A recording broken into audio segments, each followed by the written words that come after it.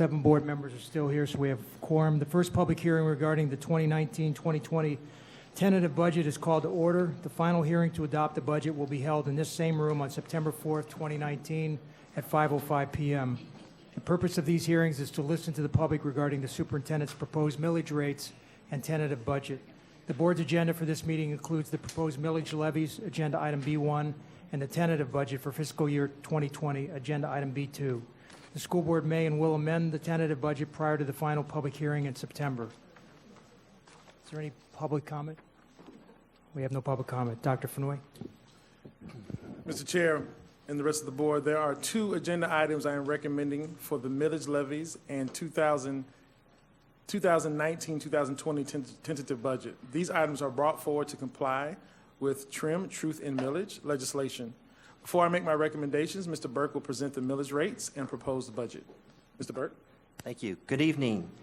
This is our first public hearing, but as you know, it's actually been a long road to budget adoption. We've started this back in December of 2018. Over the last 8 months, there's been several meetings of your Budget Advisory Committee, along with board workshops along the way. Tonight's public hearing is critical because it allows us to set the tax rates. The rates set tonight, what we ultimately adopt in September, can be no higher than the millage rate adopted tonight. Now, for school boards, it's really not much of an issue because our tax rates are set by the legislature, or we go to the voters for approval to go beyond that. So there's no real surprises with your millage rates. The budget is a tentative budget. There will be, as Mr. Barbieri said, there will be changes between now and final adoption in September. The really good news here tonight is this is a landmark year in the district budget world, thanks to the voters of Palm Beach County overwhelmingly approving our millage levy back in November of 2018. That is now getting ready. You know, the rubber's hitting the road, and it's really allowing us to do the great things that are in this year's budget. At this point, I'd like to turn it over to Ms. Sherry Brown. Ms. Brown is the chair of the Budget Advisory Committee. In her spare time, she's the CFO of Palm Beach County. So she's very well credentialed to opine on this subject. And we really appreciate her service to the Budget Committee and taking the time to be here with us tonight. But the Budget Advisory Committee has endorsed and voted on the budget with unanimous support, and they have a formal report for you this evening. Thank you. And I've enjoyed my time on the Budget Advisory Committee over the last couple of years. I do this for the county. I've done it for a local city for several years before I went to the county. So I've really learned a lot about the school district, and I hope I'm now more of an advocate for education in the school district because I understand a lot more than I did probably when I started. So thanks for the staff too for all your help. The FY20 budget is balanced and focuses on providing children with an education that supports their safety, academic and social development, and prepares graduates to be productive citizens.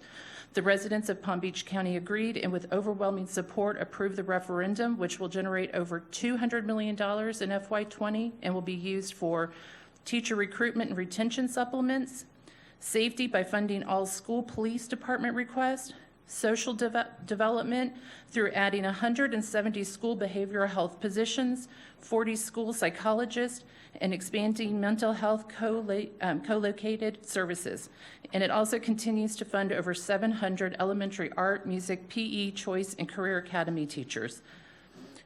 Education in Florida has long been underfunded, falling from 36th to 45th in the nation in funding for our public school education for public school students over the last decade.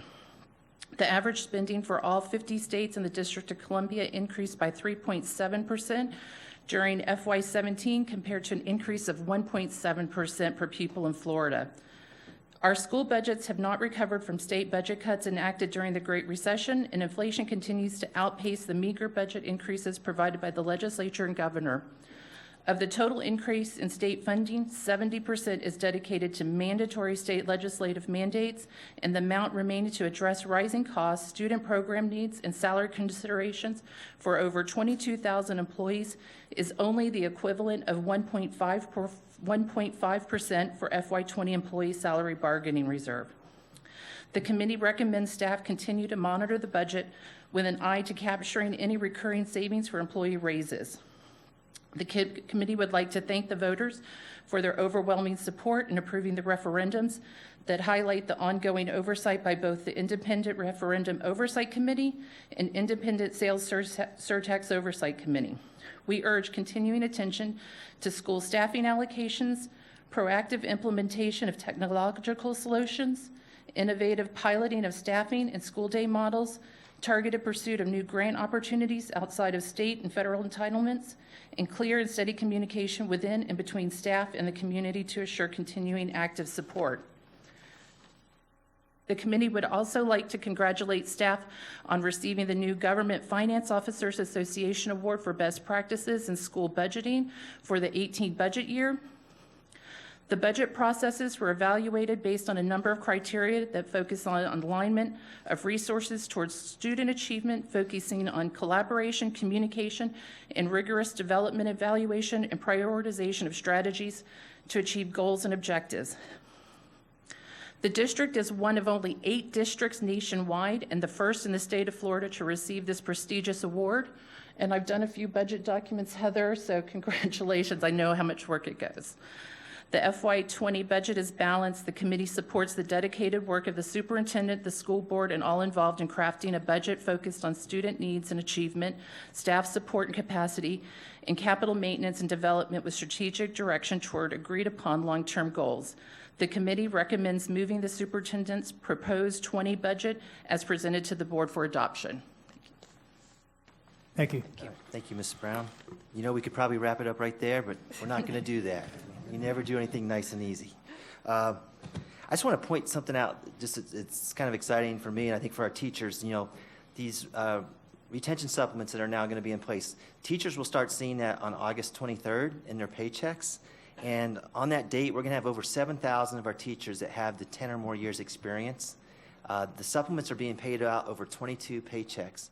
So for that $10,000 supplement, that's $454 per check for those teachers. So the impact is significant.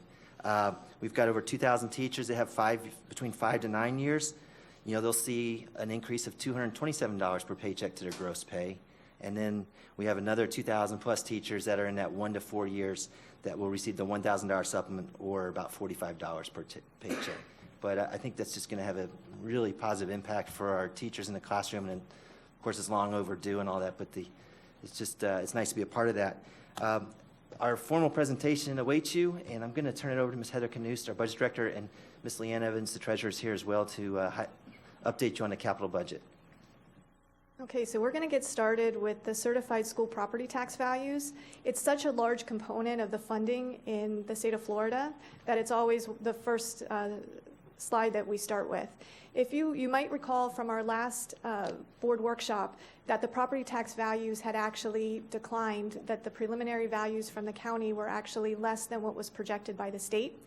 And so this original preliminary assessment by the state was $211.8 billion, and then that was revised by the county on May 24th to $210.4 billion, and that impact we ended up having to take $2 million out of the budget, if you recall, which was reduced out of the salary reserve. Well, the actual certified tax values came in on June 27th, and they went up, not as much as they were projected by the state, but they went back up to $211.3 billion, which allowed us to put another $2 million back into the salary reserve.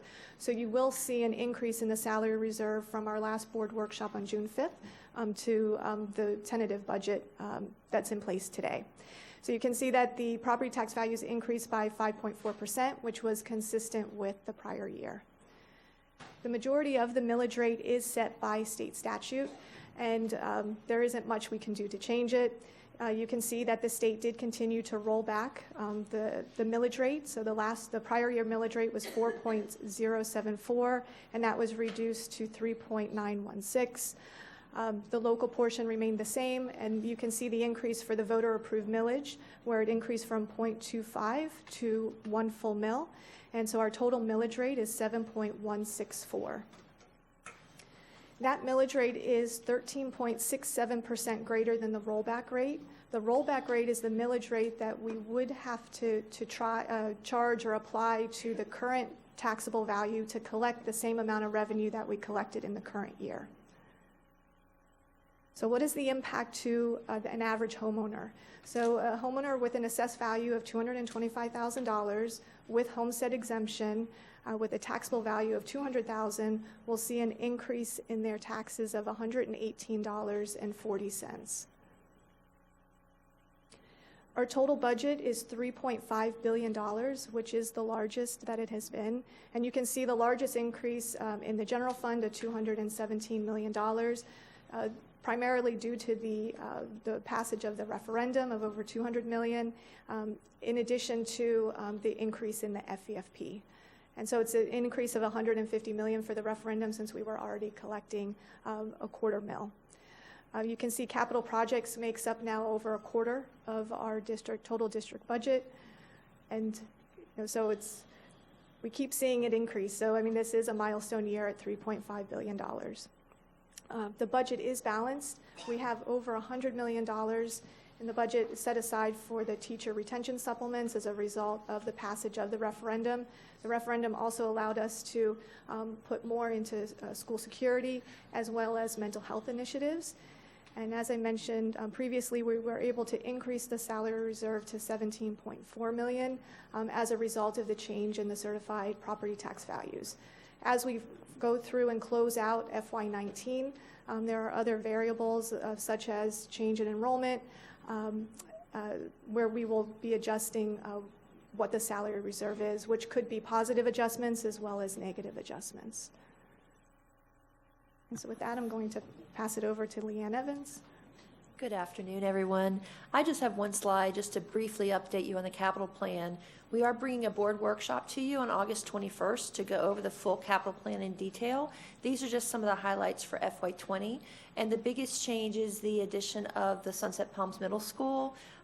Thanks to legislative change, we were able to move that back up in the plan. We had moved it out to year 6 and 7, so that's back up to FY20 and 21. So I know the facilities team is working on getting started on that.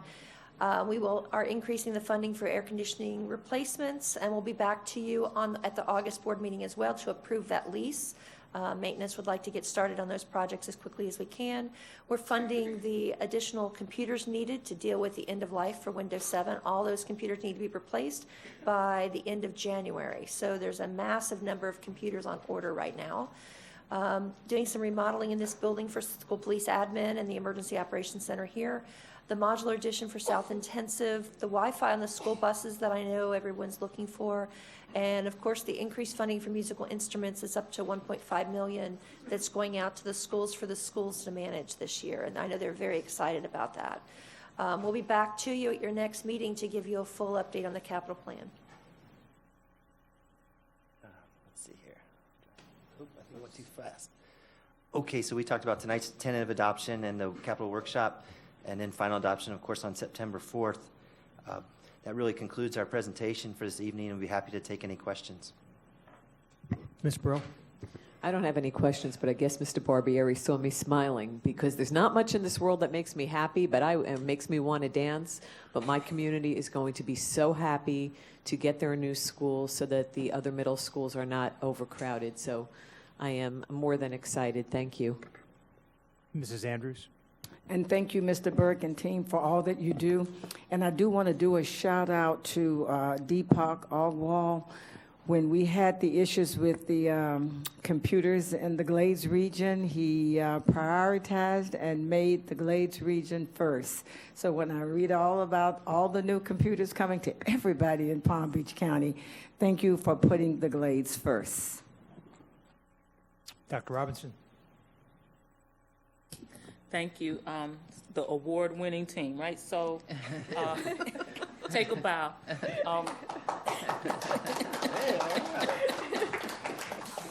Okay, so now I have one, Now here right? it comes. You knew it was coming. Okay. Okay, so the first thing, and I know that I've discussed this with Mr. Burke and Mrs. Paul, but the bullet, okay, I'm not supposed to say bullet anymore, the thing that says modulars at South Intensive, I just want to say officially that I'm not satisfied with that. I mean, I understand that there's other considerations, blah, blah, blah, blah, blah. So I just want to be clear. I am not at all happy with the prospect of adding modulars to that campus. And so I just want to put it out there for the rest of the world. Secondly, I thought I sent some questions in. Maybe my internet was down. I don't recall questions. I thought we had answered all the questions received, but I don't recall any from you on this item. Or did I didn't see 'em. miss something? So if it's there and I'm just not seeing it, just tell me. But the questions were about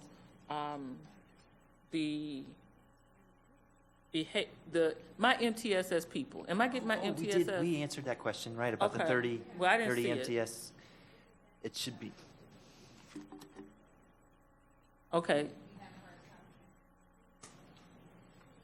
Y'all read it? So I'm the only one missed out? Okay, so let me, hang on, do I need to fuss? Okay, so we're not yet at every school, I'm still looking for every school. And then the last thing, and I think that I thought this and didn't send it, is the Title I budget and academic tutors. So I think that we've been waxing and waning with allocations for academic tutors. I think that academic tutors are quite valuable for multiple purposes, most importantly for eyeball to eyeball interaction with the students around their academics. And so I would just like to have a follow-up to see, like, what is it, thank you so much, what it is we need to do to get academic tutors back in the general fund as opposed to schools having to purchase them. Thank you. Okay. Any other questions?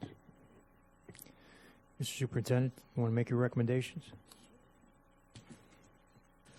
Agenda item B1, I recommend the school board adopt the proposed millage levies of 7.1640 mills for fiscal year 2020.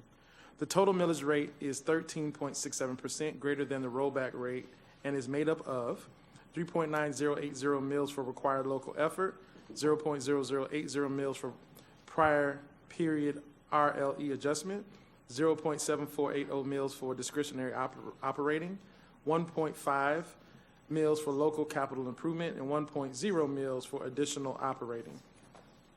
We have a motion by Ms. Whitfield, second by Mrs. Andrews. Any discussion?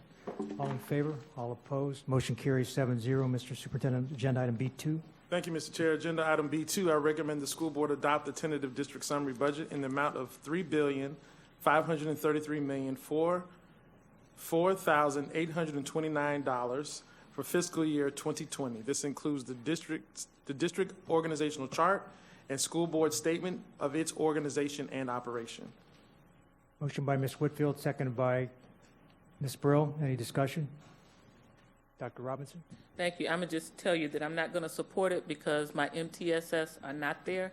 And I remember having a conversation about going to the voters, and I was assured that we would get the MTSS as part of the voter-approved millage.